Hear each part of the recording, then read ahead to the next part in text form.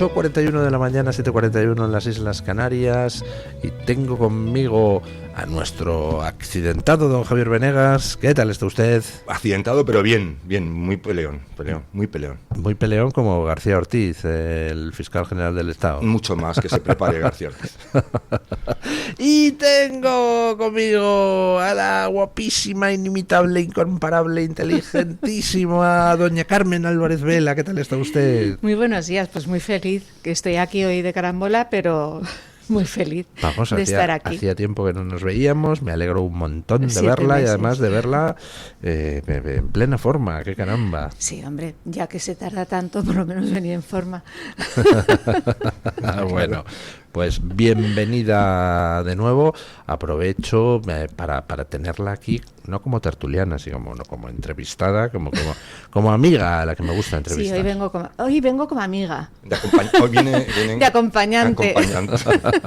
Bueno, es que de hecho doña Carmen Álvarez Vela ha traído a don Javier Venegas hasta la emisora, porque como pueden ver ustedes, pues don Javier sigue con el brazo en cabestrillo. Sí, con el brazo bien bastante fastidiado. Sí. Entonces hay personas con un cierto sentido de la caridad. Y con coche. Y eso es muy importante, claro, porque la caridad sin coche no te hubiera servido no me sirve, nada. O sea, no me sirve la caridad sin coche.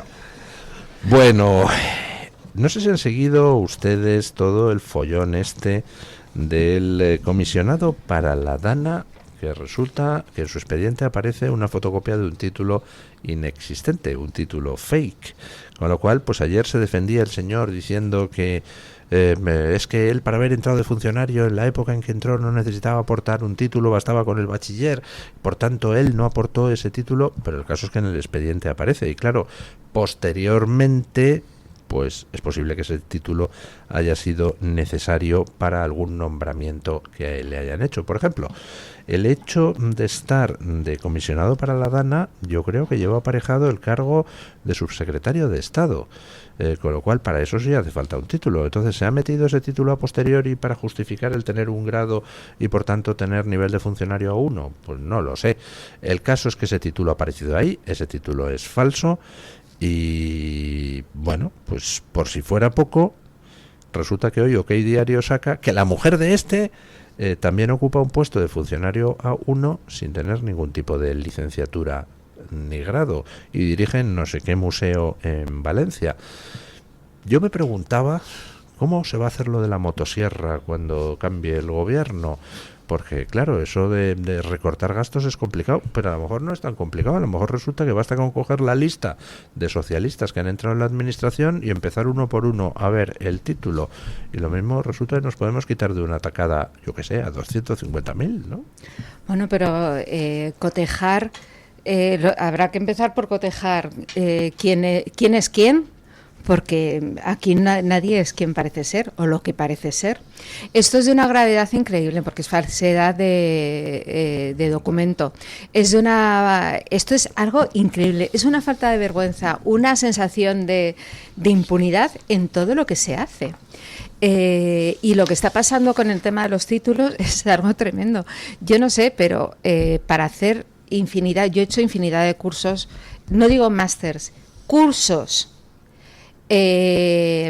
Unos de periodismo. Yo no soy periodista, yo estudié Derecho, me licencié en Derecho, y para hacer cursos tanto de Derecho como de periodismo que me interesaban, tenía que acreditar, llevar mi título de la facultad y tenía que acreditar que había terminado mis estudios, pero de verdad, para cursos de 4 días, para cursos de 7 meses o de 6 meses, para todo yo he tenido que ir acreditando para poder matricularme, que era para técnicos, pues para cursos de técnico jurídico, de todo. De 5 días de periodismo, la Menéndez Pelayo, recuerdo, infinidad de cosas, y he tenido que acreditar que era licenciada, y eso se ha cotejado.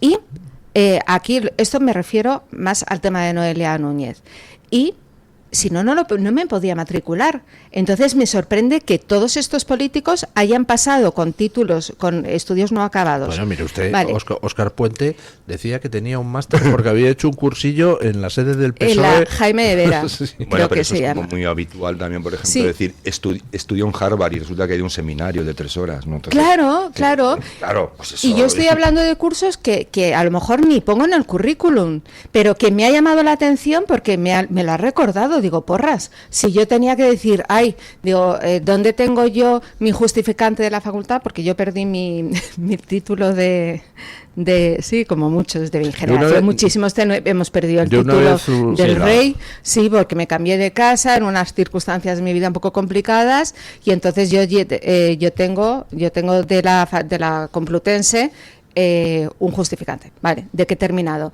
Y este señor accede a... Es que ser funcionario de carrera es una cosa muy en esa clase muy complicada. O sea, no es tan sencillo. Es que yo y su mujer. Entonces, ¿cómo...? Si uno es socialista, todo es posible. Tiene que haber no solo él, tiene que haber alguien más, una estructura que se trague eso y que se quiera tragar eso. Es que el problema es algo sistémico. Lo que está demostrando esto es, por un lado, que hay una sociedad que vive a la que se le exige todo tipo de acreditaciones y como decía usted, doña Carmen, se le pide. Así me gusta más, ¿eh? Sí, ¿verdad? Es que esto estamos en la casa de don Luis. De don Luis. Y se pide todo tipo de acreditaciones, certificaciones, lo que haga falta, no solo para acceder a un puesto te piden un título, sino que para pedir cualquier cosa necesitas un certificado de Hacienda, es decir, necesitas para todo tipo de cosas que son un embudo, es decir, un cuello de botella, porque todo el mundo tiene que pasar. Pero hay una parte, hay un mundo aparte del nuestro, que se está viendo claramente, es un mundo pseudopolítico, por decirlo de alguna manera, donde esas reglas no rigen, simplemente no rigen. Entonces, tú vas a presentarte a unas oposiciones para tal, y entonces no es una categoría X, tienes que llevar el título. Pero llega alguien que esté relacionado con un partido político y tenga unas ciertas agarraderas, y resulta que ese criterio no rige con él. Ni para él ni para su familia. No, para el que toque, que esté en ese ambiente. Entonces, yo creo que eso tiene dos problemas, y yo lo he intentado explicar. Por un lado, también es verdad que es un arma de doble filo la titulitis. Es decir, también digo que el exigir títulos absolutamente para todo, como una especie de barrera de entrada, pues para pilotar un avión, para ser cirujano, me parece lógico, ingeniero, pero para otro tipo de profesiones o actividades, incluso actividades políticas, ojo, pues igual ese tipo de acreditaciones no son necesarias. No son más que una barrera de entrada. Y encima que se establece una barrera de entrada, el agravante es que esa barrera de entrada de repente no existe para los amigos. Es una discrecionalidad asquerosa, porque es una doble trampa. Por un lado dejas a mucha gente valiosa fuera, y luego por otro metes a basura auténtica que finge tener ese título que exiges y se lo cuelas. Claro, es para mí es un doble filtro bastante repugnante, es decir, sinceramente. Yo ayer, y ahora me permiten la digresión porque es que llevo muchísimos meses sin opinar y estoy fatal. Y lo trae todo acumulado. Estoy súper mal, de verdad, estoy malita de los nervios. Y entonces, ayer estaba yo escuchando, es que viene, según lo que ha dicho don Javier, de el mundo real y el mundo de los políticos. Yo ayer estaba escuchando el tema de los presupuestos que el gobierno lleva 2 años diciendo: no presentamos ya lo de los presupuestos, esto es como lo de procrastinar, no recojo hoy la cocina, la recojo mañana, ¿vale? Es que esto es lo que está haciendo dice, o sea, me voy a poner a preparar unos presupuestos que tengo que ponerme de acuerdo con toda esta gentuza que son mis socios. No, hombre, no, pues ya lo dejo para el 26 porque me viene fatalito. Esto es así. Y entonces estaba yo pensando en mi casa y digo, porras, es que yo trabajo en una institución privada, pero yo tengo que presentar ante las instituciones públicas, ante determinada institución pública, yo tengo que presentar antes del 31 de diciembre, sí o sí, unos presupuestos, mi presupuesto. Y esa institución pública, es decir, que depende del Ministerio de Cultura, en mi caso, me la tienen que aprobar. Y luego, antes del 31 de marzo, tengo que formular unas cuentas anuales, sí o sí. Luego, antes del 31 de julio, tengo que haber presentado unas cuentas anuales que tienen que estar bien, sí o sí. Si yo no cumplo una serie de normas, me van a quitar una serie, en mi caso, de beneficios fiscales, o me pueden quitar el CIF en el caso de una empresa. Estamos sancionados. El mundo real que tenemos que presentar. Bueno, y que no se me ocurra presentar un día después el IVA, porque a usted autónoma, a mi institución, a usted empresa, a usted tal, el día siguiente le van a presentar, ya no me acuerdo si es un 2, un 2,5% de recargo de IVA. Es decir, tenemos unas normas leoninas que para ellos no se aplican. Sobre cualquier no solo leoninas, incumplimiento. Doña Carmen, no solo leoninas, a veces contradictorias y a veces hasta absurdas.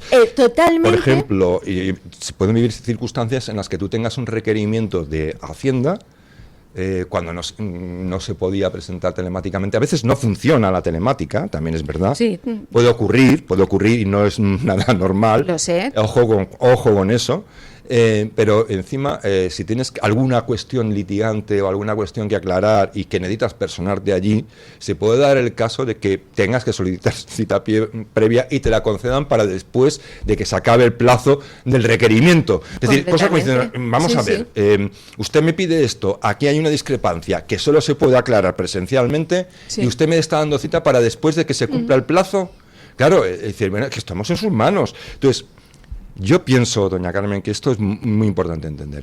Yo tengo amigos, por ejemplo, no solo es que hable de Amancio Ortega, no solo es que hable de fundador de IKEA, no solo que hable, ojalá, no solo es que hable del fundador de Honda, que era gente que no tenía carrera, que tal, y sin embargo, fíjese usted dónde han llegado, y muchos como ellos, que no son tan famosos. Tengo incluso un amigo que a duras penas terminó el bachillerato y es un tipo que aprendió a programar software y ha creado un emporio. Es decir, es un tipo de una inteligencia y un saber estar extraordinario.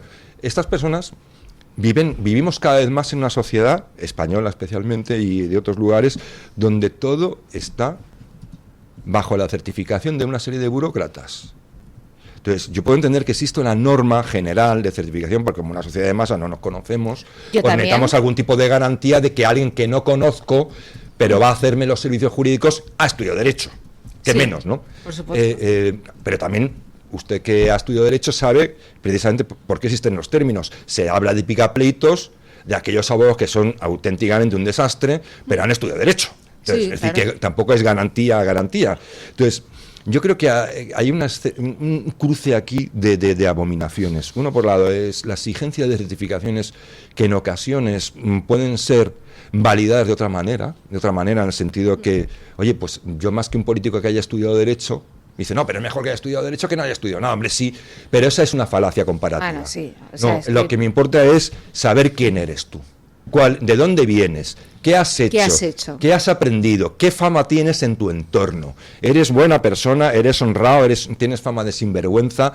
¿Has hecho algo que tenga relevancia en la vida? ¿Has aprendido algo que pueda aplicarse a lo que tú vas a hacer ahora en la función pública? ¿Tienes algún tipo de cualidad que no solo sea un papel sellado, que como estamos viendo a menudo es falso? Hay muchos, no solo de los que dicen que tienen un título y no lo tienen, es que hay gente que tiene títulos y los títulos no son realmente títulos. Bueno. Hay políticos que han entrado, de repente estaban atascados en su carrera de Derecho, tenían 400 asignaturas pendientes, oye, y de repente ha surgido una urgencia, oye, y han sacado otras asignaturas en 16 meses. Claro, pues lo eso comentaba es verdad. Alguien en la tertulia de ayer, creo. Pues no sé si fue usted. Yo no mencioné a nadie. No, pero creo recordar el ejemplo y se me vino alguien a la cabeza. Bueno, pero de todas formas ahí yo diferenciaría entre lo que es el ejercicio de cargos políticos y lo que es el entrar en la función pública. Claro, que son cosas. En la función pública uno tiene que entrar cumpliendo una serie de requisitos para garantizar que tengas funcionarios con ahí una no mínima preparación. Claro, eso ahí es. No hay tu tía. En el mundo no es como ser piloto y tener el título de piloto. Si yo quiero entrar en la función pública, yo voy a tener que yo me voy a tener que matar. Y mi título tiene que ser verdadero y yo voy a tener que cumplir unas exigencias y eso es lógico porque la función pública es muy complicada. O sea, esto es así. Entonces, no puede ser que un señor entre falsificando un papel. Esto es imposible. Y esto para es de político y de eso no aplica. Es decir, un señor analfabeto podría no puede ser elegido presidente de gobierno y podría ser elegido diputado. Perfectamente. Y eso tiene que ser así. Sí. O sea, ahí ya lo que hablamos es de otra cosa. Hablamos de que gente que no tiene ningún título de nada y no sabe hacerlo con un canuto ha acabado siendo político y entonces encima les gusta presumir de que tienen títulos que no tienen. Eso ya es otra cuestión, ¿no? Sí, pero no hay más que presumir. Pero en la función pública es un técnico. Es que es un técnico. Claro. O sea, es que es algo complicadísimo. Y es más, supuesto, ser licenciado en Derecho no tienes de función pública, pues no sabes absolutamente nada si no has estudiado algo concreto para eso. O sea, es que no tienes ni idea. Puede ser... que es algo voluntario, es decir, nadie lo obligan a ser funcionario. Claro. Si alguien es porque se presenta hace unas posiciones voluntariamente, porque quiere, por lo que sea. Haya sus razones, pero él lo elige voluntariamente. Ahora, si eliges voluntariamente un camino y ese camino tiene esas exigencias, tendrás que cumplirlas. Este señor tiene, por fortuna, a este señor esto le deviene en nulidad. Y de la nulidad le deviene la retroactividad. Es decir, tendrá que devolver, sí, es verdad, la retroactividad no rige siempre, ni muchísimo menos como ustedes saben, pero sin embargo aquí sí, porque si ha sido nulo su contrato y su nombramiento, pues entonces tendrá que devolver y eso le afectará a la pensión y tendrá que devolver todos los devengos que ha tenido. Es decir, se ha metido en un lío de 1000 pares de narices. Pero esto sí que nos tiene que dar la alerta de limpieza que se está requiriendo. Bueno, pausa publicitaria y entramos en lo del fiscal general del Estado y la semana horrible para Pedro Sánchez en el ámbito judicial.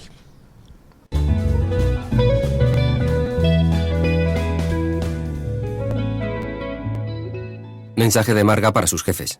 Oye, chicos, que muchísimas gracias por todos estos años juntos. Pero me lo voy a montar por mi cuenta, ¿vale? Que como siempre me decíais que llamándome Margarita me pegaba a tener una floristería, pues os he hecho caso. Me he lanzado y ya tengo el local. Se va a llamar De Flor en Flor. Cuando sabes que ha llegado el momento, estamos contigo. Descubre todo lo que te ofrece el Santander para impulsar tu negocio desde 0 euros al mes. Promoción válida hasta el 20 de enero de 2026. Consulta condiciones en bancosantander.es. Cuando lo sabes, lo sabes. Todos los seres padecemos a lo largo del año algún tipo de dolencias más o menos graves. Gripe, contracciones musculares, alergias.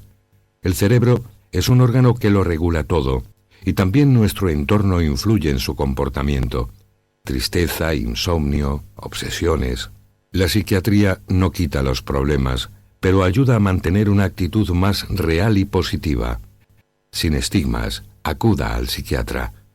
Es un consejo del Hospital Psiquiátrico San Francisco de Asís y de la Comunidad Terapéutica San Antonio de Málaga. ¿Quieres recibir mensajes de Julio Ariza para estar informado de todo lo que ocurre en el mundo?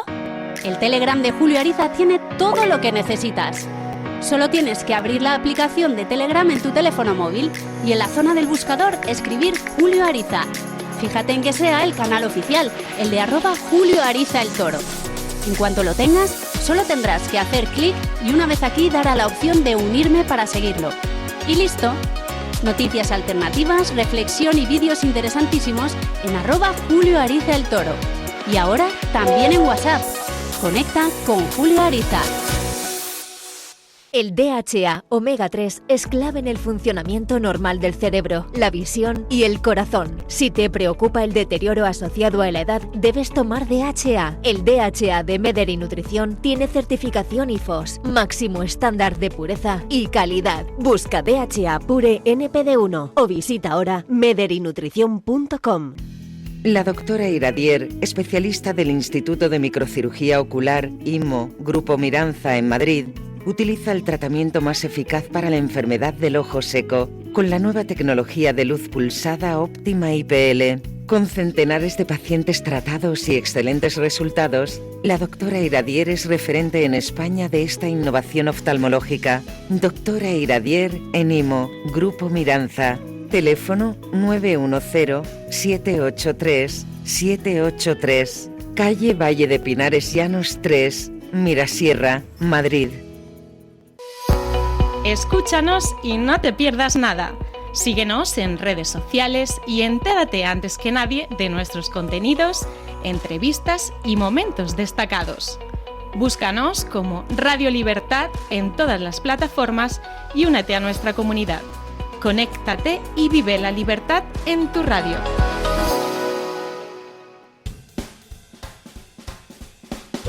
Mañanas en Libertad, con Luis del Pino.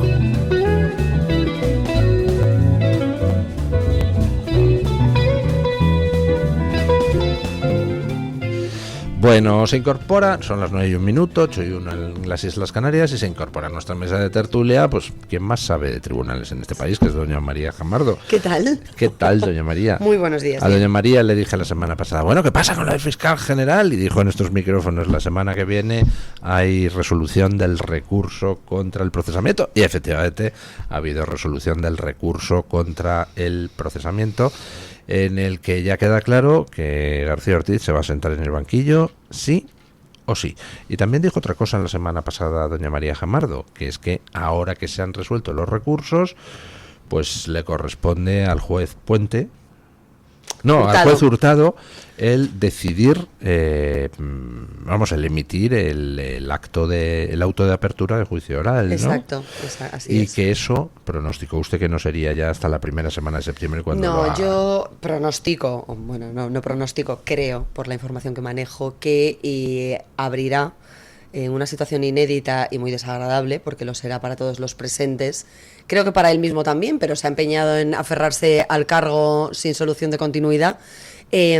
Abrirá el fiscal general del Estado el año judicial procesado. Por primera vez en la historia, una cuestión que efectivamente pues no va a dejar en muy buen lugar, porque recordemos que en la apertura del año judicial, presidida por el Rey, que se organiza en un acto solemne la primera semana de septiembre en el Supremo, intervienen la presidenta del Supremo y del Consejo General del Poder Judicial, que es la señora Isabel Perelló, en este caso, y también el fiscal general del Estado. El año pasado habló precisamente de retirar la posibilidad de la acusación popular para muchas de las causas que ahora mismo están cercando al gobierno. Hizo un alegato bastante criticado en su momento por la circunstancia en la que ya se encontraba en aquella tesitura que fue previa a su imputación formal, cuando todos presuponíamos que ya era algo inminente, y sobre todo porque también habló de la persecución, digamos, espuria, de la presentación de esas denuncias, querellas, demandas por motivos políticos, para perseguir a rivales políticos, precisamente él, que está ahora procesado por un delito de revelación de secretos que se asigna o que se enmarca en una operación política para desacreditar a una rival como es la presidenta de la Comunidad de Madrid, Isabel Díaz Ayuso. Lo que es increíble es que este señor, a pesar de que se ha rechazado su recurso y por tanto se encamina hacia el banquillo, dice que continúa, y el gobierno dice que no le cesa, con lo cual estamos en una situación, porque como decía antes doña María, nos aboca a que la apertura del año judicial tenga el Rey que retratarse teniendo al lado a un delincuente presunto camino del banquillo. Es que es tremendo, o sea, están estirando las costuras del sistema democrático hasta extremos que yo no sé si van a aguantar. Bueno, es que no las han estirado, las han descosido directamente, le han quitado el hilo, no hay costuras, es decir, es un terreno en el que puede ocurrir cualquier cosa y pueden hacer lo que les dé la gana. Por ahora. Ahora, es lógico que quieran mantener y sostener, desde el punto de vista de la perversión de lo que es el pensamiento estratégico del PSOE y de Sánchez, mantener al fiscal general del Estado. ¿Por qué?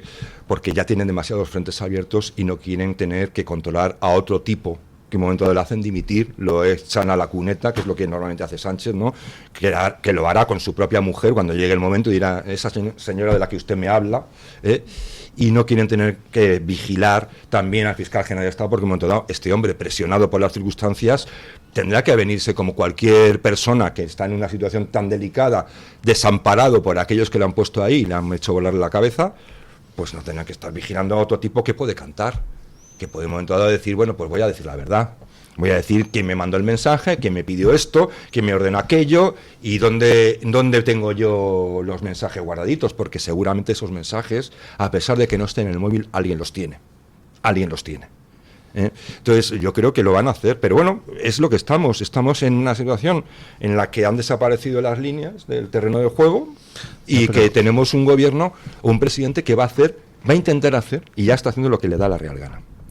Contra todo criterio. Ayer me quise escandalizarme porque ya realmente ya no te escandalizas, pero dije, Carmen, escandalízate.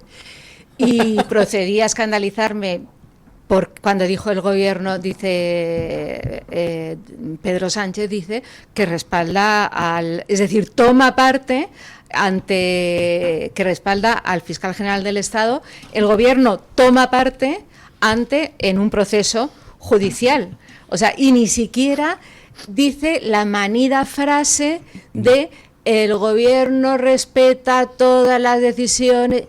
Ni siquiera por quedar bien, o sea, ya ni siquiera respetamos las formas.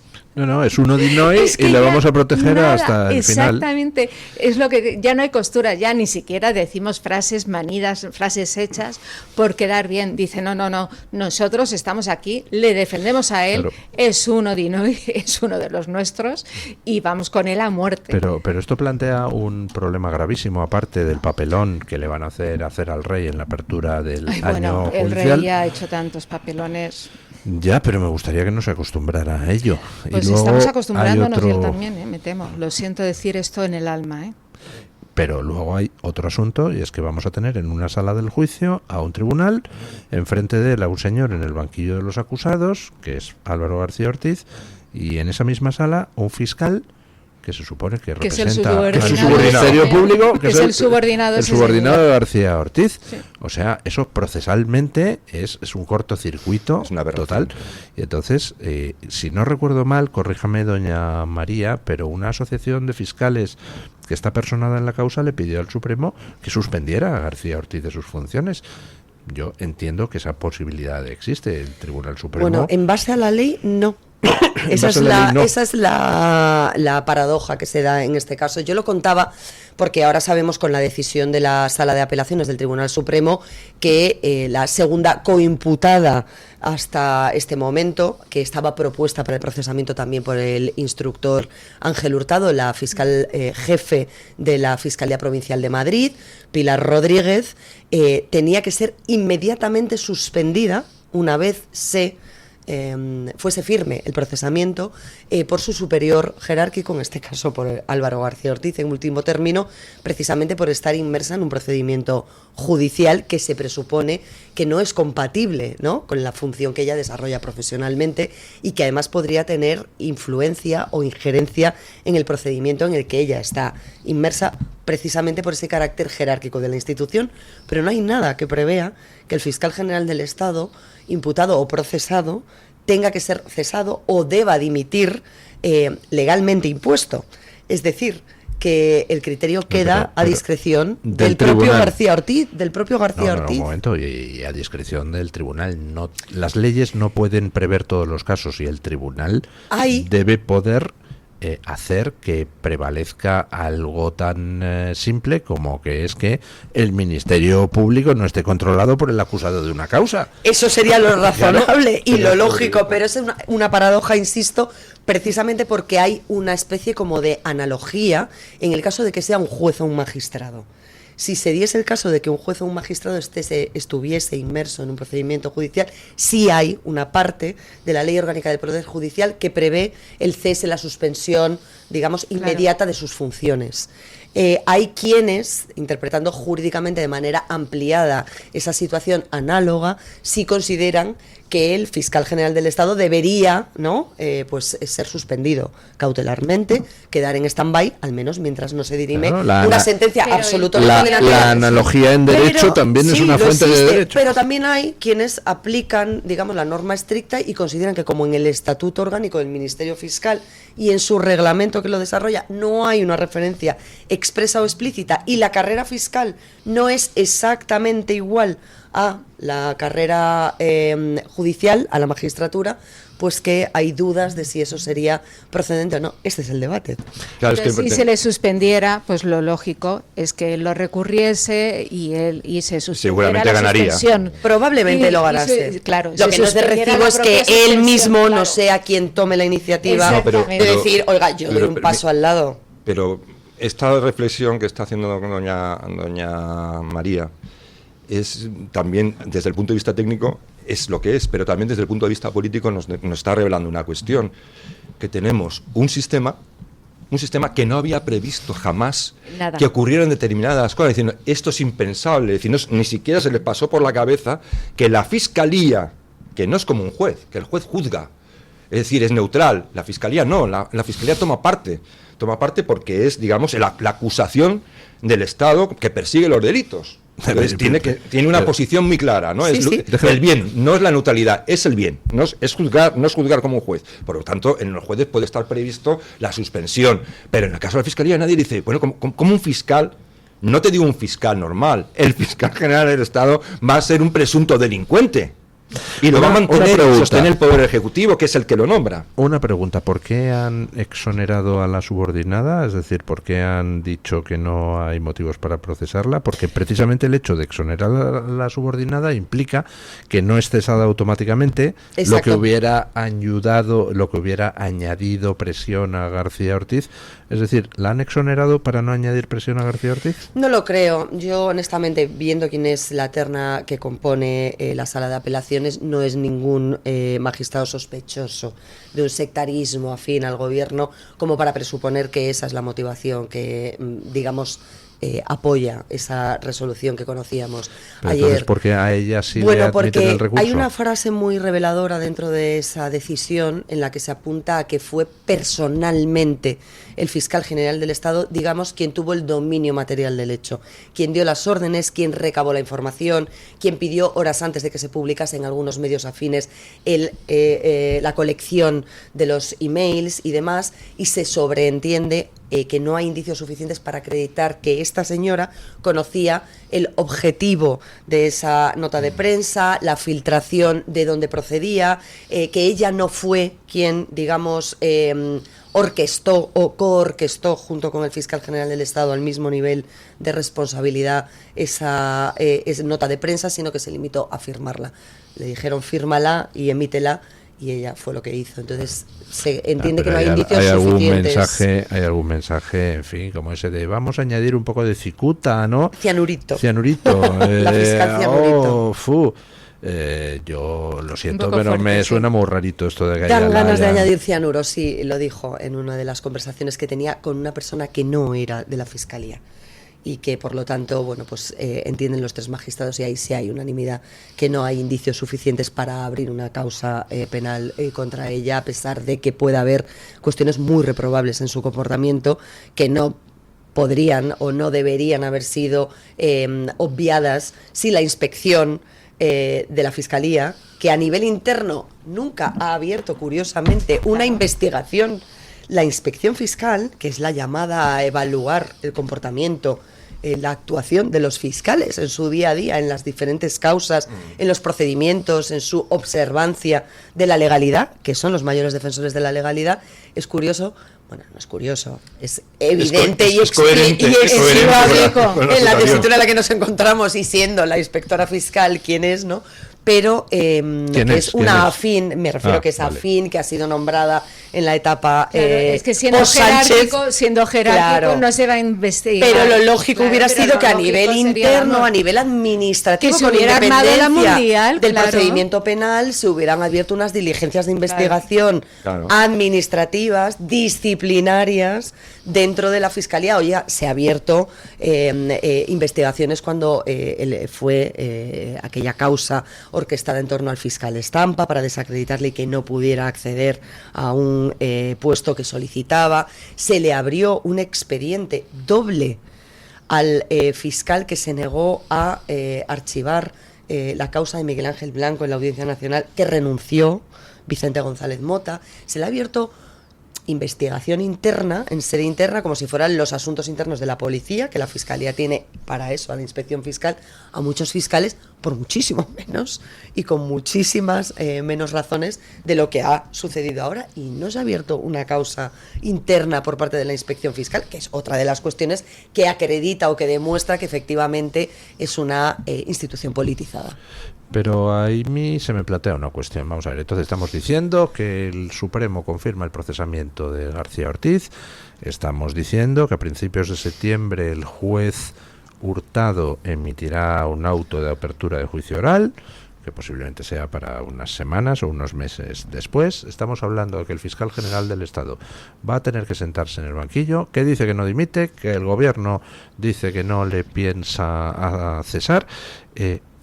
¿Qué se puede hacer? Por el amor de Dios, o sea, es que esto es una destrucción del Estado. ¿Cómo no se va a poder hacer nada? Es que entonces lo que se le está diciendo a la sociedad es, señores, si llega un tío sin ningún tipo de escrúpulo a la Moncloa, dispuesto a saltarse todas las leyes, no se puede hacer nada. Dice, hombre, entonces ¿qué queda? ¿El recurso a la violencia? ¿Se puede hacer algo con la ley de amnistía finalmente? No se puede decir, vamos a ver. Y lo hemos explicado aquí. Se podría haber hecho algo. Lo hemos explicado aquí. Sí, no tenemos una democracia en el sentido equilibrada, es evidente. Se diseñó, no digo con mala fe, pero se diseñó en otro momento, con otras vistas y con otras obsesiones, pues se diseñó un sistema en el que realmente la presidencia tiene un poder extraordinario. Aglutina unas capacidades exageradas. Y de hecho se llama presidente cuando debería llamarse primer ministro, porque aquí esto no es una república, esto es una monarquía parlamentaria. Entonces sería un primer ministro, que yo estoy a favor de que se haga una reforma para que se empiecen a llamar primer ministro y no haya una Moncloa, sino que se vaya en un chalecito de la Castellana, que es lo que debería ser.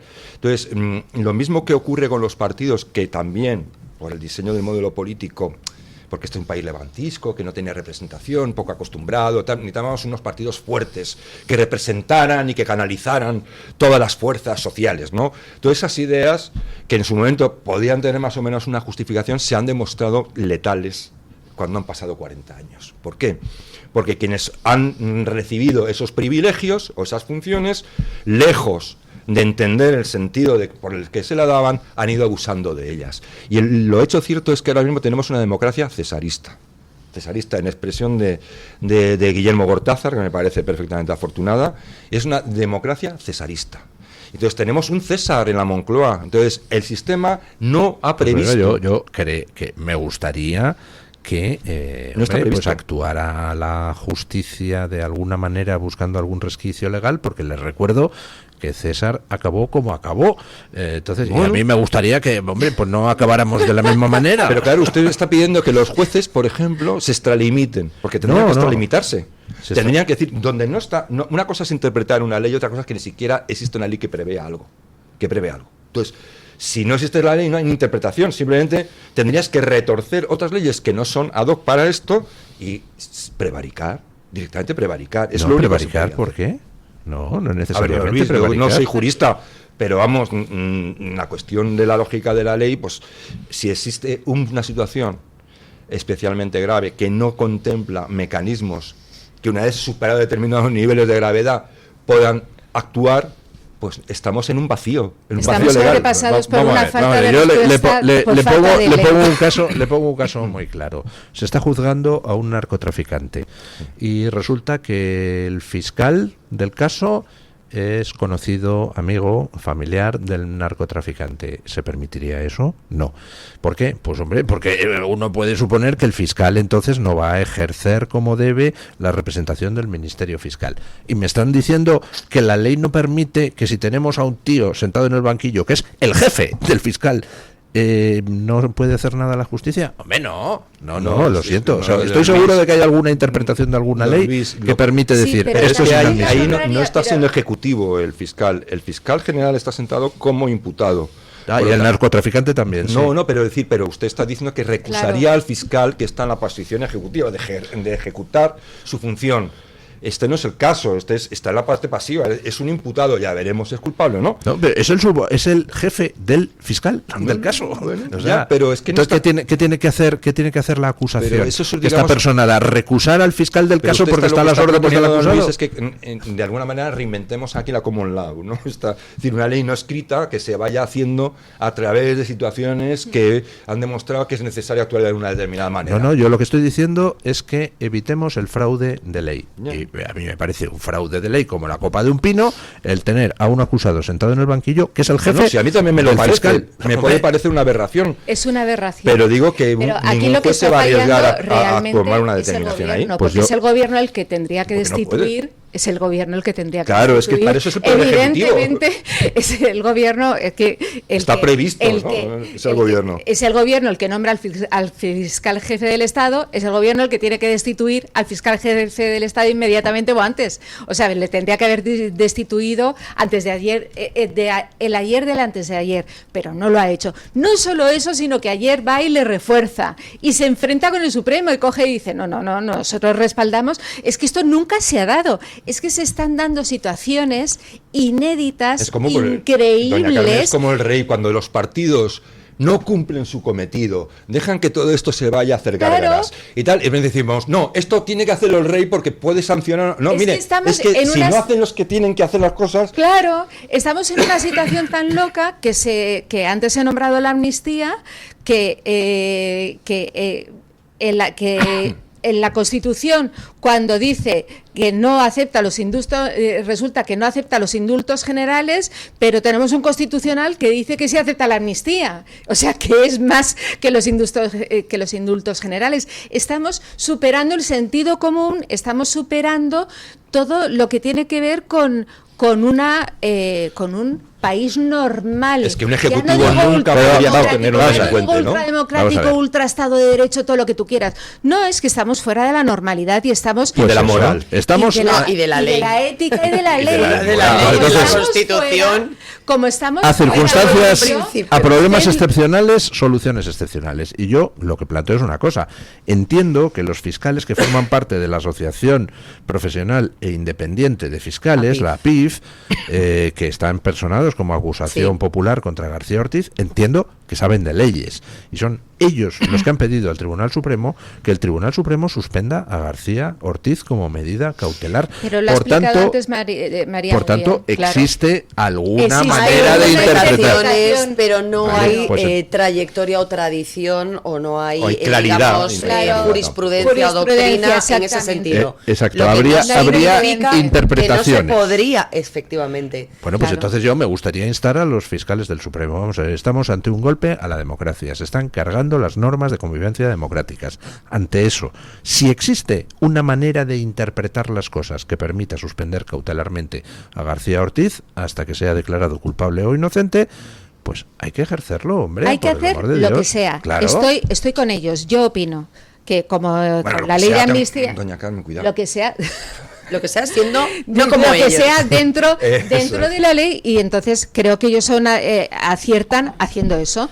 Igual que pues no creo que la Asociación de Fiscales por la Democracia, que son los análogos de jueces por la democracia, pues no creo que hagan eso. ¿Por qué? Pues porque ellos también defenderán no lo sé, a lo mejor nos sorprende, al fiscal general del Estado. Pero tenemos que hacer todo lo que sea dentro de la ley. Hay que intentarlo todo, pero sabiendo que puede haber una otra interpretación y que no hay ninguna seguridad y que el que está fallando en todo es el gobierno. Por lo que dice Javier, porque los precedentes también que se sienten como presidente, porque se está excediendo de todos los límites. Doña Carmen, pero es que hay que pensar en el futuro. Yo soy optimista en este aspecto. Yo creo que este es un país. ¿Cuál? Sorpréndame. No, en el sentido de que de esta saldremos, de alguna manera saldremos. Hombre, si no pudo con nosotros Napoleón, va a poder este imbécil. Pero no, pero es que no solo este imbécil, es que detrás de él hay una serie de monstruos bastante notables. Imbéciles adicionales. Pero no, hay que tener cuidado también, don Luis, yo creo, con los precedentes que se sientan, porque ahora mismo esto es una situación excepcional, pero creas un precedente.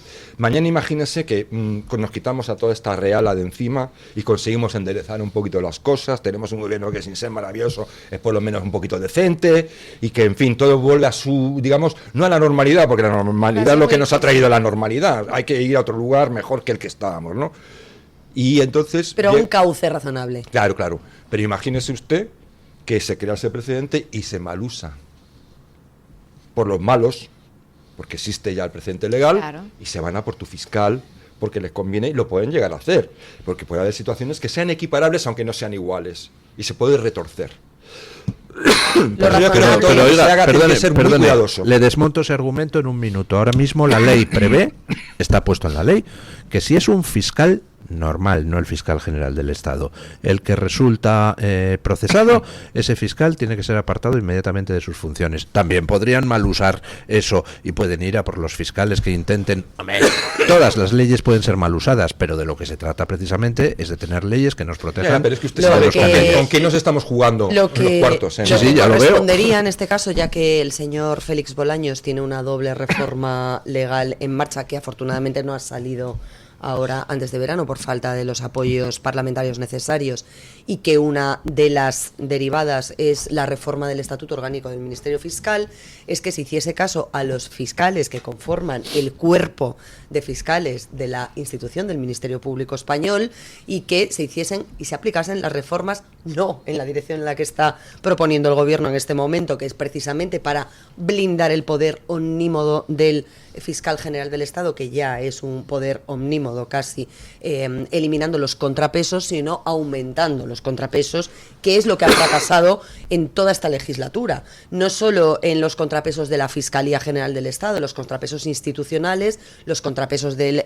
Tribunal Constitucional, que no es poder judicial, jamás me aburriré ni me cansaré de repetirlo una y otra vez, aunque político, se está extralimitando en sus funciones y ya es evidente a todas luces y criticado por todos los sectores. Y es cierto que la Asociación Profesional Independiente de Fiscales, que ha liderado no solo esta causa, sino también algunos de los hitos anteriores, como por ejemplo la anulación del primer nombramiento de la fiscal precedente en el cargo, que era Dolores Delgado, que recordemos que fue la Asociación Profesional Independiente de Fiscales junto con la Asociación Mayoritaria de Fiscales, la EFE, los que promovieron la nulidad de ese nombramiento y de algunos otros precisamente por desviación de poder, en el caso del propio García Ortiz.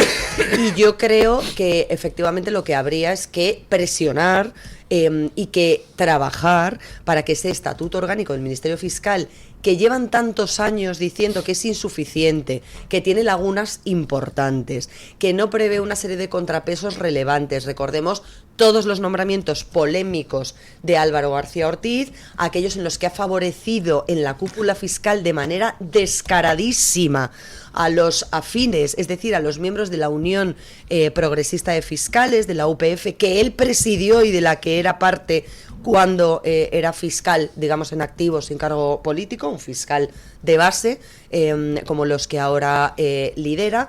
Y desde luego una de las cuestiones es efectivamente que haya una suspensión cautelar, un apartamiento provisional, un cese inmediato, una dimisión obligada, como se quiera, por parte del legislador, para aquel fiscal general del Estado que en el ejercicio de sus funciones se vea inmerso en una causa penal, sobre todo porque además hay que tener en cuenta dos de las cuestiones esenciales que ayer ponía digamos en solfa, por las que no ha querido pasar por alto el Tribunal Supremo, la Sala de Apelaciones, que son, primero, el hecho de que él fue quien personalmente lideró esta operación para revelar secretos nada menos que de un particular, porque estamos en una tesitura en la que hay un debate político, debate político, porque quien sufre las consecuencias, digamos, de esta actuación presuntamente criminal es el novio de una política de signo contrario.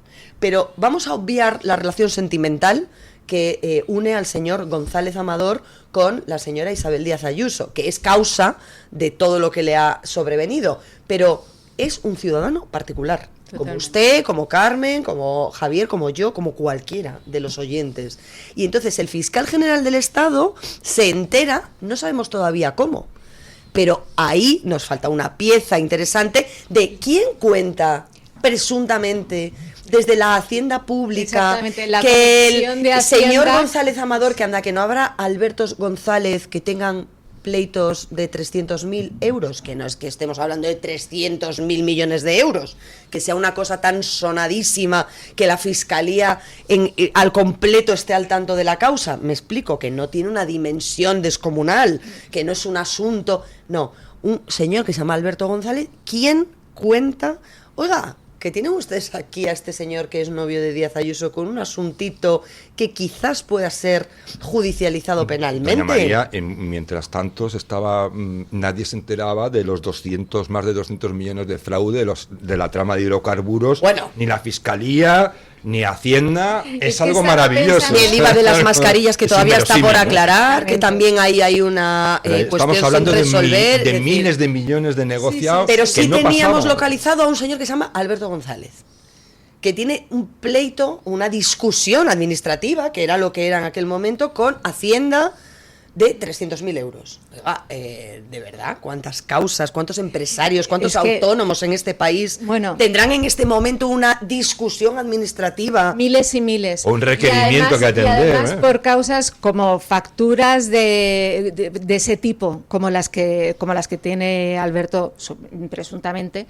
Alberto González, en las que se descubre si son verdaderas o no, para completar o que no. A mí me parece muy bien, que se investigue, pero claro, es que estamos hablando de que el fiscal general del Estado se entera de eso y en un momento determinado dice, venga todo esto para mí, que lo vamos a sacar. Es un caso de corrupción tremendo. O sea, lo que estamos hablando es un caso de corrupción tremendo, la conexión Hacienda con el fiscal general del Estado para perjudicar a un político del signo contrario. De eso, o sea, bueno, en el caso de Montoro se le está acusando de hacer uso de lo de Hacienda para perseguir a políticos de su mismo partido. Toda la razón, pero con toda la razón, pero lo que no puede ser es lo ancho para mí y lo estrecho para el resto. Pero si es que nosotros estamos con que se persiga a todo el mundo, pero es que No, por Dios, a todo el mundo no, que se persiga cuando haya que perseguir. A todo el mundo que delinca, las cosas, sea del sexo que sea. Ya con Hacienda. Hacemos una pausa publicitaria y hablando de persecuciones nos vamos a hablar del asalto ayer a la casa de la exmujer de Ábalos.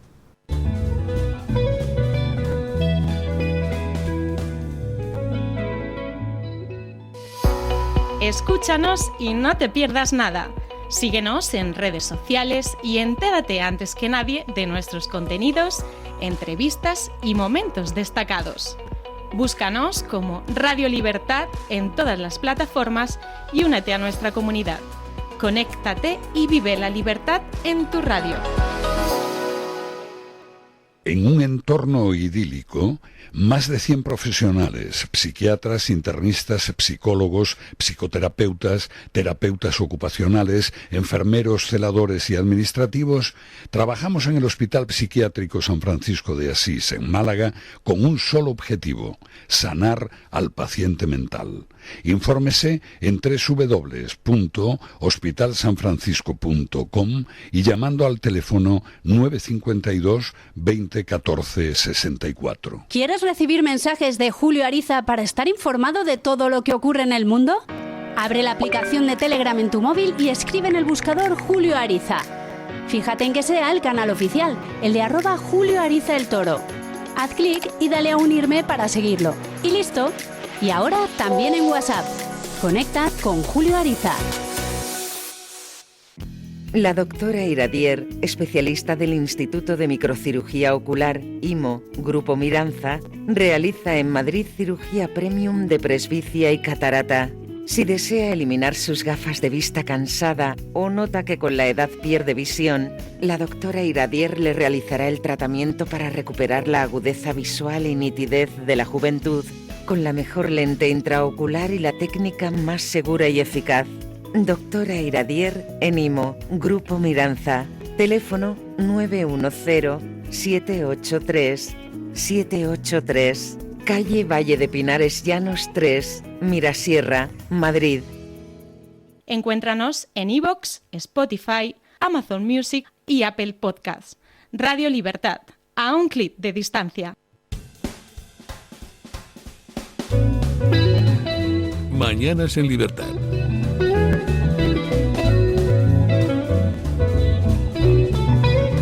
Bueno, pues como ya saben ustedes, hace varios meses fueron asaltadas las casas de los abogados del novio de Ayuso.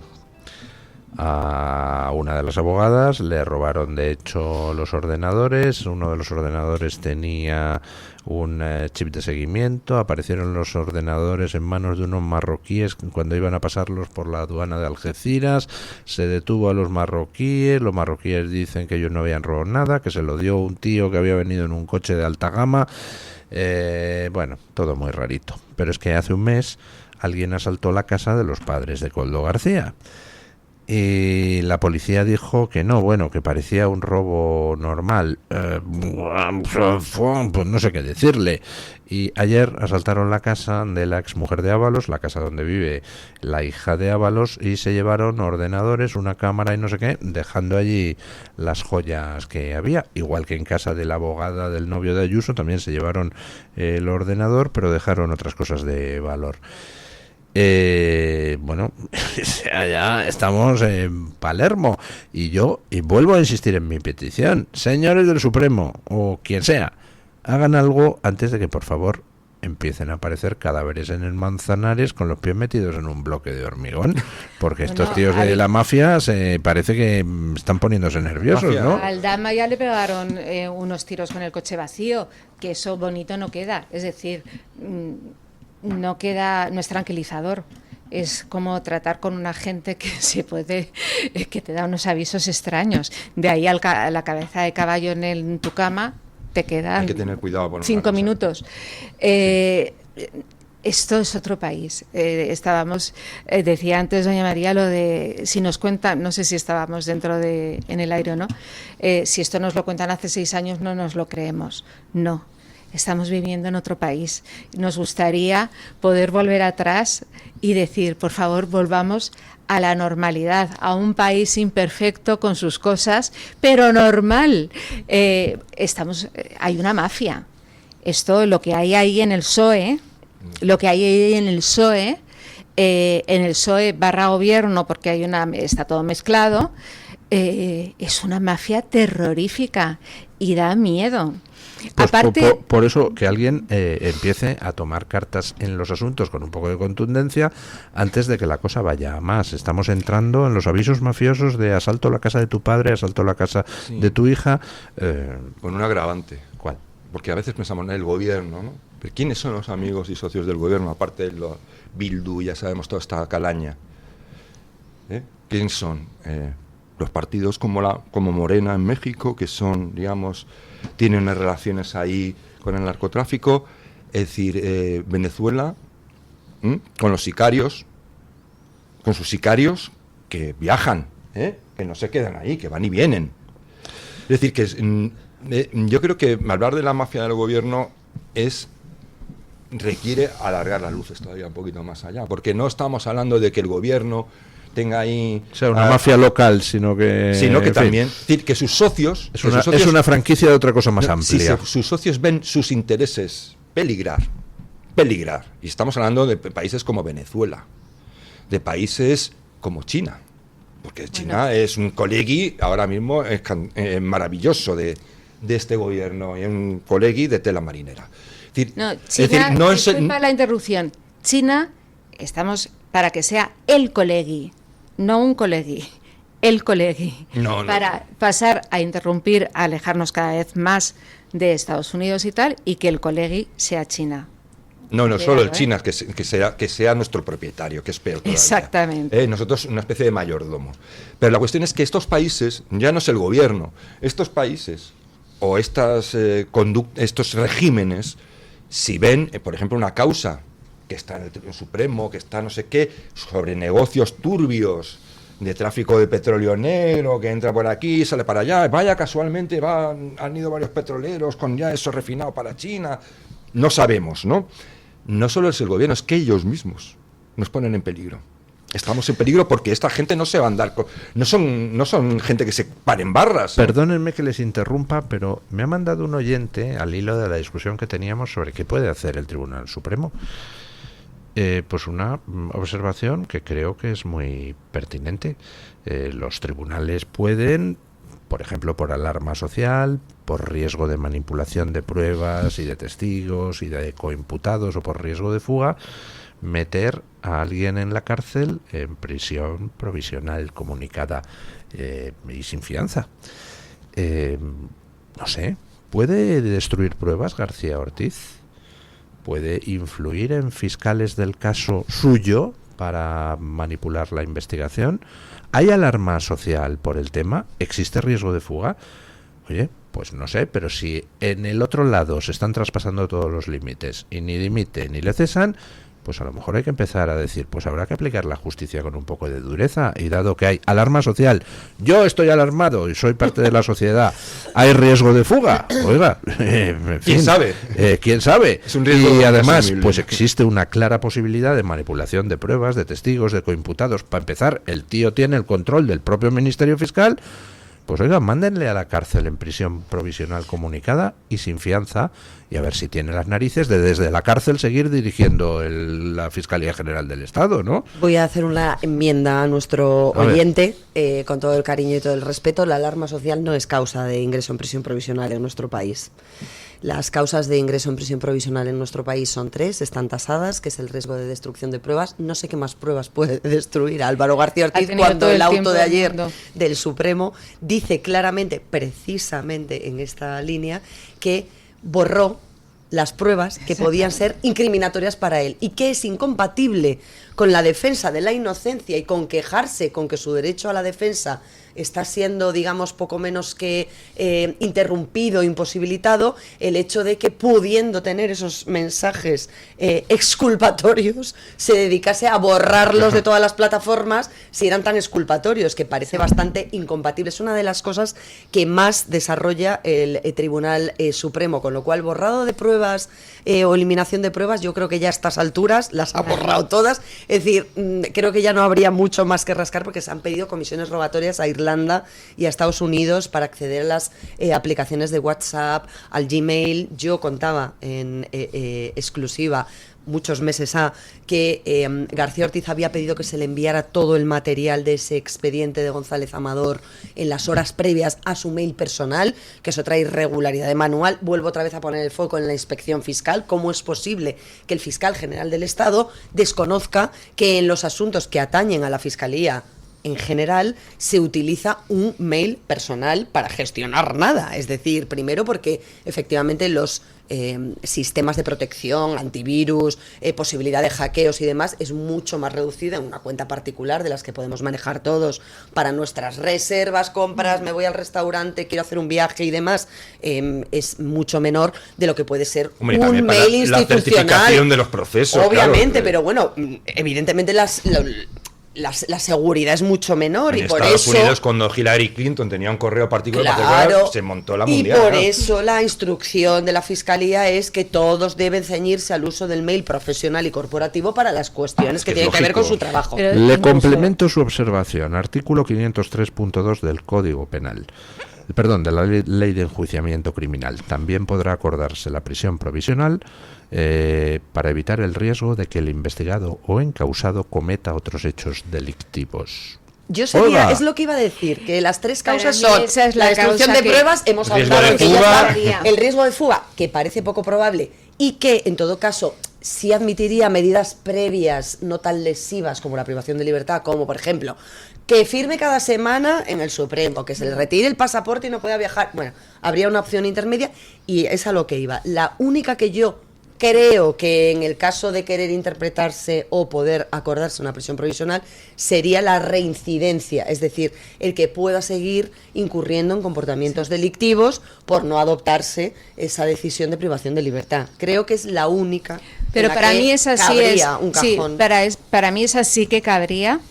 Y es que es más que posible, pero es que es más que posible que lo intente. O sea, que él intente utilizar su situación, influir, y como jefe como jefe de la estructura de la Fiscalía, influir a lo largo del proceso. Evidentemente lo va a intentar, pero bueno, se supone que claro, bueno, durante todo el procedimiento lo ha intentado la abogacía del Estado, que ha ejercido la defensa, como la Fiscalía, que se supone que tiene que ser la defensora de la legalidad, promover la investigación del delito y demás, lo que ha hecho es alinearse casi como un segundo abogado defensor de García Ortiz. Su número 2 está pervertido, en funciones la causa. Tenemos pervertido completamente, es que esta es una de las características también de la situación en la que estamos viviendo en todos los sentidos, ¿no? La perversión de las instituciones, o sea, el que tenía que acusar y defender la ley, acusar al malo y defender la ley, pues entonces ha pasado a hacer lo contrario, ¿no? Y de hecho eso es lo que se está juzgando. Por eso está el fiscal general del Estado, por eso está en el banquillo, ¿no? Entonces él lo intentará, pero tampoco es para meterle esa sola circunstancia, y además al ser muy subjetiva, de qué manera va a influir, pues entonces no es como para meterle. Pero es que en esto emocionalmente me alineo completamente con Don Luis. Yo quiero verlo en la cárcel.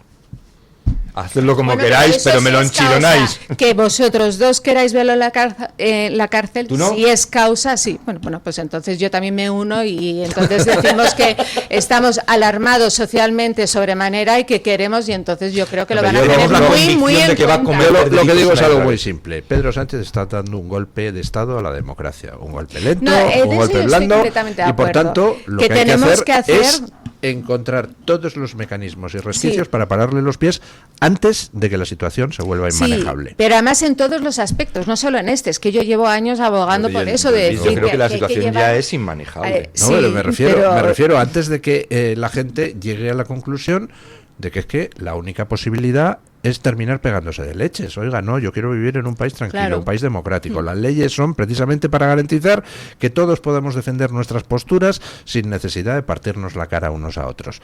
Pero claro, cuando llega un señor que se pasa todo por su mismo trasero y que le da igual todo y se salta todas las convenciones, todas las normas, todo lo que uno da por supuesto sin necesidad de que esté en las leyes, y se atrinchera a pesar de que tiene a medio gobierno en la cárcel, a su mujer, a su hermano, y le da todo igual. Oye, pues entonces llega el momento de que los jueces en su ámbito de actuación digan, a ver, ¿qué resquicio legal tengo para conseguir que este señor se vaya de la Moncloa lo antes posible? Y utilizar hasta el más mínimo resquicio legal, y resquicios legales hay. Vamos, si no pueden suspender, que yo creo que sí, si lo piden los fiscales es que habrá una interpretación de las leyes que lo permiten. Si no pueden suspender a García Ortiz, que lo metan en la cárcel o que hagan lo que quieran, pero no pueden continuar permitiendo que Sánchez degrade las instituciones de la manera que lo está haciendo, ¿no? No, es que se las ha cargado. He dicho, caramba, ha quedado intenso, ¿verdad? Sí, claro que sí, don Luis, no, me ha convencido usted, pero vamos, que no hace falta, en el minuto 1 ya estaba convencido. Estábamos entregados a la causa. No, pero si la cuestión es que realmente estamos en una situación, esto como en aquella película, ¿no? Yo creo que era Salvar al soldado Ryan, hemos cruzado una frontera en donde todo es desconocido, es decir, no sabemos lo que puede pasar, ¿no? Pues estamos en una situación así. Entonces, cada paso que se da tiene que ser, como estamos en una situación desconocida, todo lo que se haga tiene que ser muy bien hecho. Es decir, a veces la urgencia y la situación de pánico nos obliga a tomar decisiones que igual luego pues pueden ser equivocadas. Entonces, cuando una situación es tan grave como la española, precisamente todo aquello que se haga, al revés, tiene que estar muy bien planificado. Bueno, pero muy bien planificado.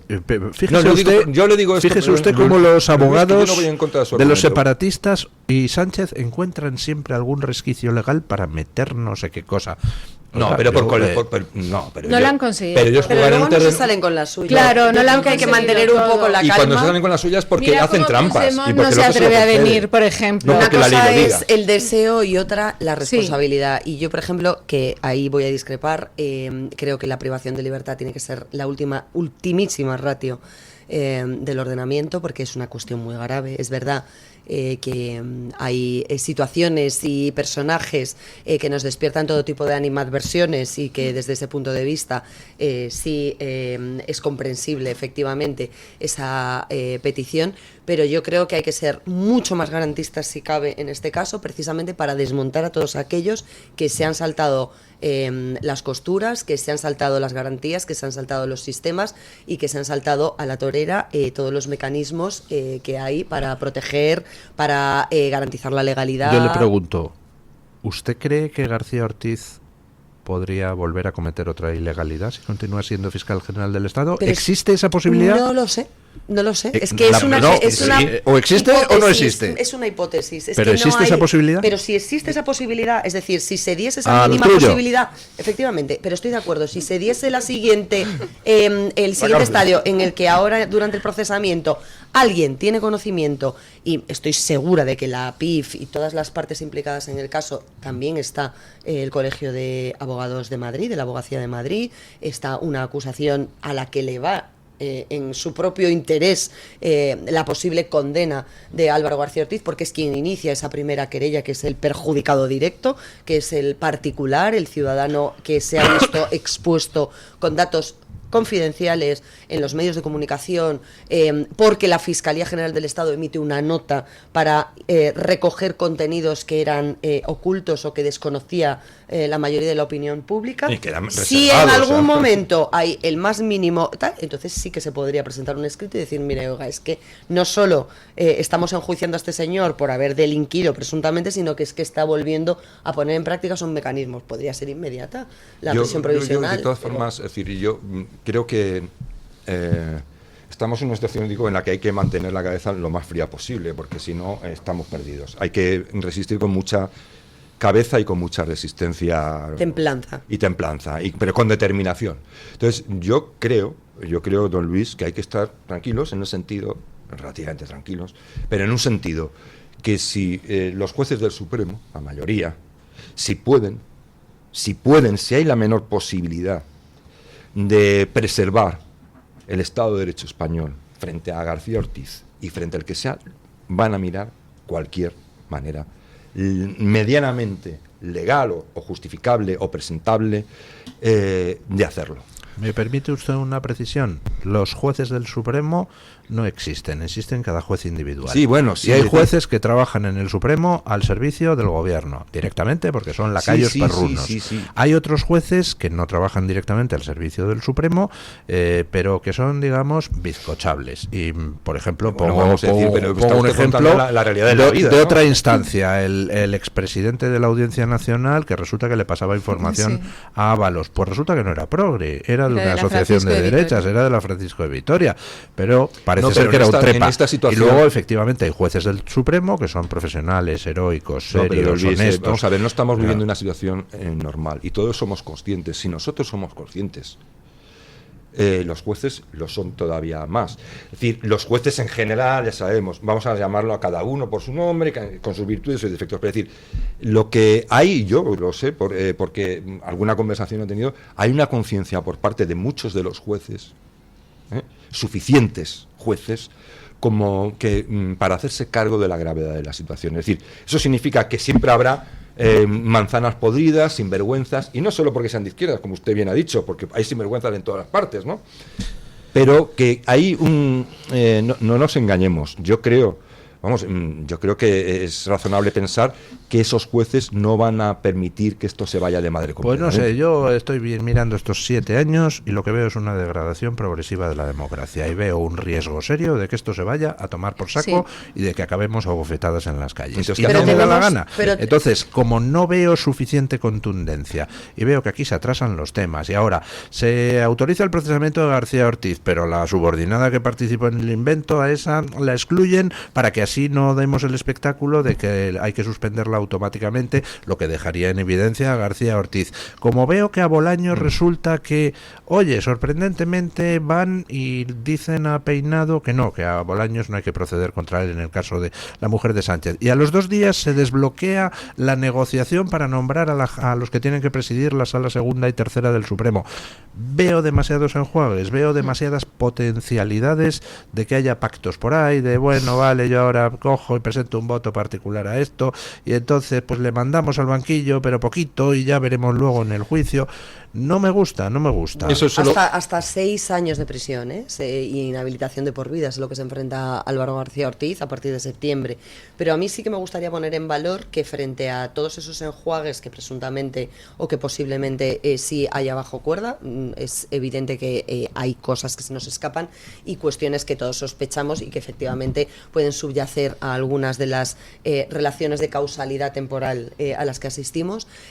Quiero recordar que en el momento en el que Álvaro García Ortiz recibe esa primera querella por presunta revelación de secretos hasta el día de ayer, 15 magistrados y jueces han avalado que sea procesado. A mí me parece que es lo suficientemente contundente como para decir demostrar un estado de ánimo los y una jueces claro. de este país cumplen con su función a pesar del cargo que esté comprometido por un delito presunto, y que además de garantizar el procedimiento le han denegado, por ejemplo, la nulidad de las actuaciones que pedía con la entrada y registro en su despacho profesional, que fue una de las líneas principales de actuación defensa, sí. de la propia Fiscalía, de esa número 2 que ha actuado como segunda abogada defensora de García Ortiz, y no ha servido para que sortease ese banquillo, que ayer era la última ocasión, la última puerta, digamos, a la que podía llamar para evitarlo. Hombre, A lo mejor tienen ustedes razón, doña María 15 y don Javier, y hay que estar magistrados. tranquilos. Y No, pero yo hay que estoy estar cada día tranquilo. más Hay alarmado. que estar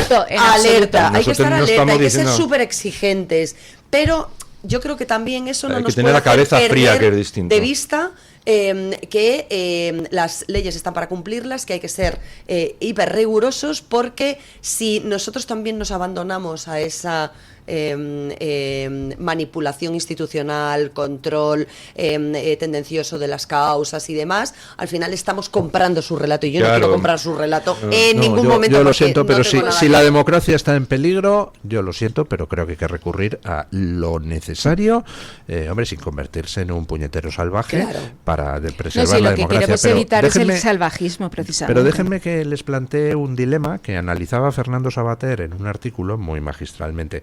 ¿Ustedes torturarían a un delincuente para sacarle información, doña María? ¿Eso es aceptable, moralmente aceptable? Pues tengo mis dudas. ¿Ah, Tengo sí? mis dudas, sí. ¿Usted, don Javier? Sí, yo tengo Hombre, muchas en dudas. principio no. En Vale, principio no. en Ahora, principio, lleven usted situaciones ninguno lo haríamos, en las ¿verdad? que de Pero, repente por depende ejemplo, de la vida de 3 niños y no tal, entonces ya me lleva usted a un dilema Claro, moral. entonces el dilema moral que planteaba Savater es: eres el presidente de gobierno, resulta que hay detenido un delincuente que puede revelar dónde está la bomba atómica que va a estallar dentro de 6 horas en Madrid sin que dé tiempo a desalojar la ciudad.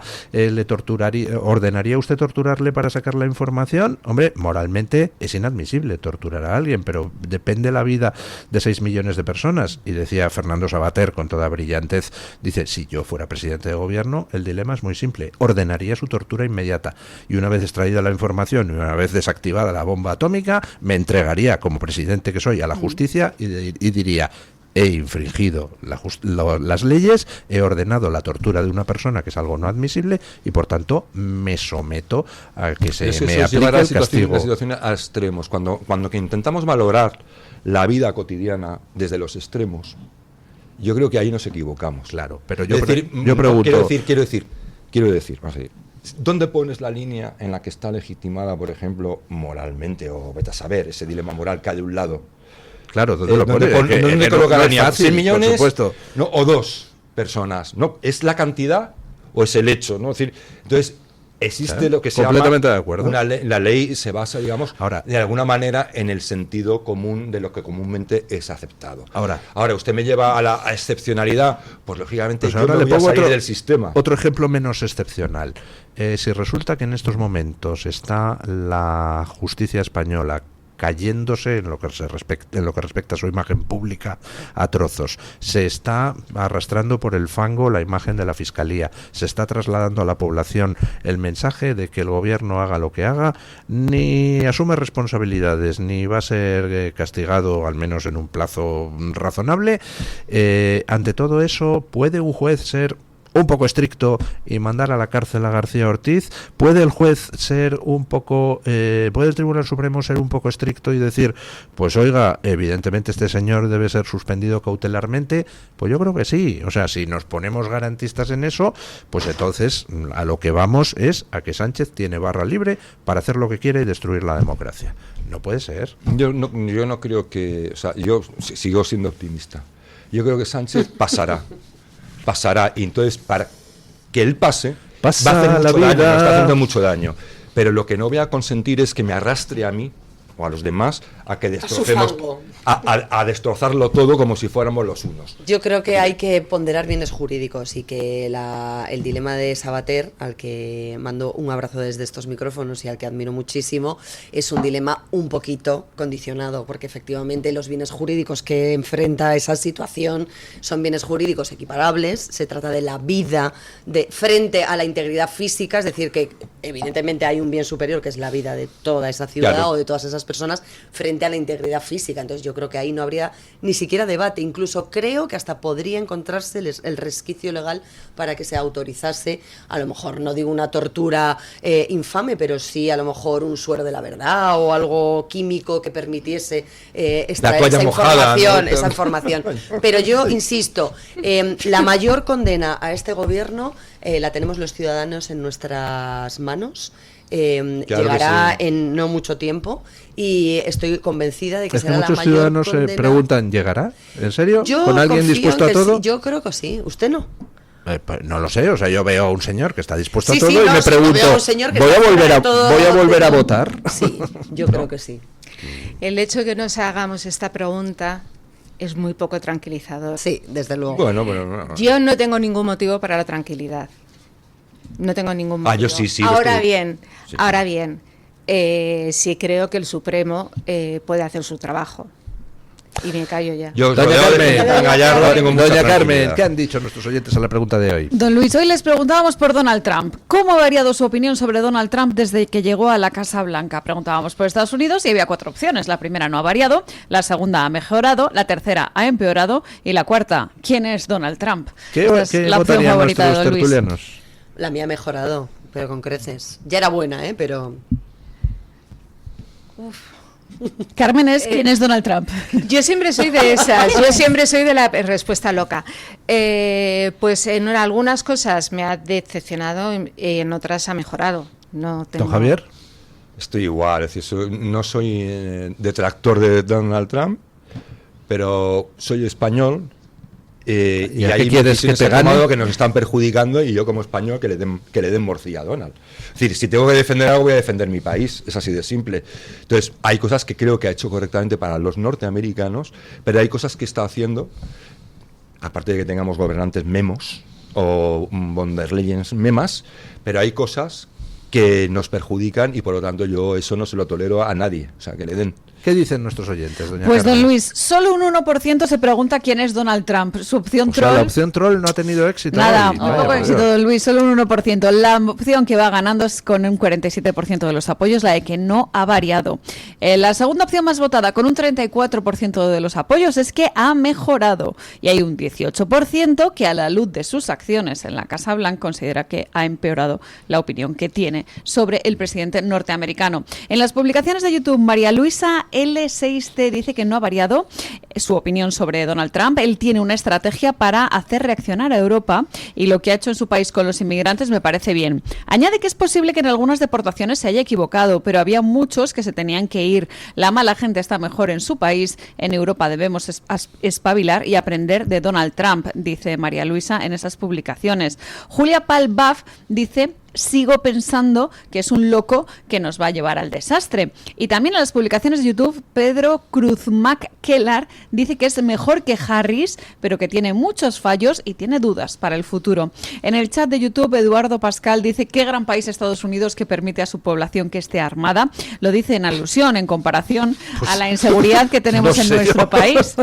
Bueno, es algo que dice este oyente en el chat de YouTube y lo dice precisamente en comparación con lo que pasa quizás en nuestro país. Y en Twitter, la baronesa de Carvajal dice: no ha variado, mi opinión era buena y lo sigue siendo porque está cumpliendo con lo que se comprometió con los americanos latinoamericanos en ámbitos diversos. No engaña a nadie. Y termino con un comentario en Twitter que nos hace Rosita Fortuny, que dice que vino a hacer lo que tenía que hacer y lo está haciendo. Mira por su país y sus conciudadanos. Muchísimas gracias, doña Carmen Carbonell. Gracias, don Javier Venegas. Gracias, doña Carmen, por hacer aquí de portadora de buenos tertulianos. Choferesa, me gusta más. Gracias. Una versión castiza de Paseando Miss Daisy. Sí. Gracias, doña María Muchas Jamardo, gracias, don Luis, que siempre nos ilustra sobre temas judiciales. Trabajo no le va a faltar. No. Bueno, gracias, doña Carmen, por traer la opinión de los siempre. oyentes otra vez. Y ponemos punto final a la tertulia con don Paco Linares, que hoy nos viene a decir que el bipartidismo en España es fuente de inconvenientes. Buenos días, don Paco. Don Luis, gracias. El bipartidismo en España, con el sistema electoral que tenemos, hemos podido constatar que está muy lejos de ser ecuánime. La ley DON premia a los más representados e infravalora a los menos, pero también depende del número de habitantes que tenga cada circunscripción. No vale, por tanto, un voto en Madrid o en Barcelona como otro, por ejemplo, en Málaga. Es, por tanto, muy difícil que un partido emergente pueda estar representado en el Congreso, como está pasando en esta legislatura. No vale que el partido más votado sea quien gobierne, porque el PSOE, menos votado, por ejemplo, ahora pacta con partidos regionalistas y como los que pagamos somos los ciudadanos, cuando alguien sin principios quiere el poder a toda costa, traiciona a quien les votó y al que no. En fin, traiciona a todos para hacerse con el poder en la Moncloa. Y voilà, es aquí que cuando yo bebo, todos los que me apoyaron beben. Pero cuando toca pagar, pagamos todos menos los que le apoyaron. Ayer mismo, hablando con un amigo del Partido Popular, me parecía tan obcecado como otros del PSOE. Le recordé que en su día Aznar pactó con Pujol para gobernar, claudicando ante la condición que le puso Jordi Pujol, que era quitar al hombre del Partido Popular que más votos sacó en Cataluña. ¿Recuerdan? Aznar le sirvió la cabeza de Alejo Vidal Quadras en bandeja. Mi amigo me decía, en ese momento había que hacerlo. ¿Qué hubiera pasado si no lo hubiera hecho? Yo le contesté, pues sinceramente no lo sé. Pero sí sé la situación que tiene Cataluña ahora. ¿Puede ser esto el efecto mariposa en el tiempo? En el fondo y en la forma, el Partido Popular, el PSOE y sus compinches tienen miedo al partido que hasta ahora ha demostrado una mayor responsabilidad y congruencia, quiero decir, para decirlo bien, para con todos los españoles. Ese partido es Vox. Del PSOE no hablo fuera del trabajo. Hablar del PSOE y sus corrupciones, eso es perder el tiempo. Veremos qué pasa ahora con el fiscal general del Estado, Álvaro García Ortiz, y a qué conclusiones llega Europa con la amnistía. Mañana más y mejor. Punto final.